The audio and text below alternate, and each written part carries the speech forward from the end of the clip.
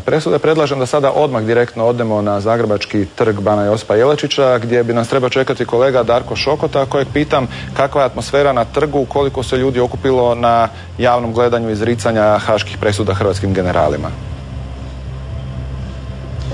Dražene, ovdje na trgu Bana Josipa Jelačića već sad se okupilo nekoliko tisuća ljudi. Svi oni očekuju prijenos presude generalima Gotovini, Markaču i Čermaku iz Haaga. Sa mnom u društvu je hrvatski branitelj Mario Maks Slaviček iz udruge hrvatskih branitelja 90. i 96. iz Domovinskog rata. Gospodine Slaviček, kakva su vaša očekivanja od današnje presude? Pa ja osobno, kao i cjelokupni hrvatski narod, svako dijete, svaka majka, svaki čovjek u ovoj zemlji se nada danas da će naši generali biti oslobođeni.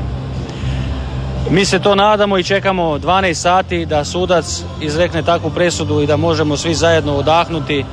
Međutim, ono što nas smeta, a što ćemo sutra govoriti na našem skupu, je optužnica u kojoj se optužuje cjelokupni hrvatski narod, hrvatsko vojno i državno vodstvo, da je hrvatska zemlja stvorena kao temelj zločinačkog pothvata. To je nedopustivo.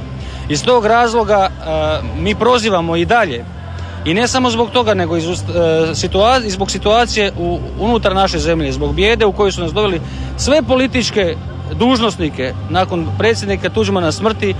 Prozivamo za odgovornost što su doveli do ove situacije. SDP što je dopustio da se sudi Oluji, HDZ što je govorio da neće izdati generale pa je prodao, i sve druge. Dao Bog da se vlast promijeni i da u njoj budu branitelji, pa da mi osudimo te koji su izdali naše interese iz 90-ih. Osobno se nadam da će branitelji biti kičma ove zemlje, a intelektualci duša. I stoga pozivam sve hrvatske građane, sve seljake, težake, ribare da dođu sutra, da vide da nas ima, da nećemo dopustiti takvo ponašanje prema hrvatskom narodu u budući. Mnoge su postavile se neke procjene da bi danas ovdje moglo doći do nekih nereda. Ne očekujete ništa tako? Pa hrvatski branitelji su stvarali ovu zemlju. Nijedan čovjek ne želi da se stvara nered. Oni izvana koji ne žele da opstojnost hrvatske države mole Boga da dođe do nereda. Njima to odgovara. Onda oni mogu nas usporediti sa Balkancima i reći da smo mi ti i takvi i da smo krivi što je započeo rat. Ne, gospodo moja draga, ne. To nije točno. Hrvatski narod je branio svoju zemlju, Oluja je legitimna operacija. Da nije bilo Oluje, koliko bi Srebrenica bilo u Bosni i Hercegovini, koliko bi još mrtvih bilo? Mi smo na to ponosni. Jučer kad me novinar BBC-a pitao jedno čudno pitanje, zašto vi 16 godina nakon 20 godina nakon rata, 6 godina nakon uhićenja generala Gotovine još uvijek ustajete za njega i dajete mu potporu?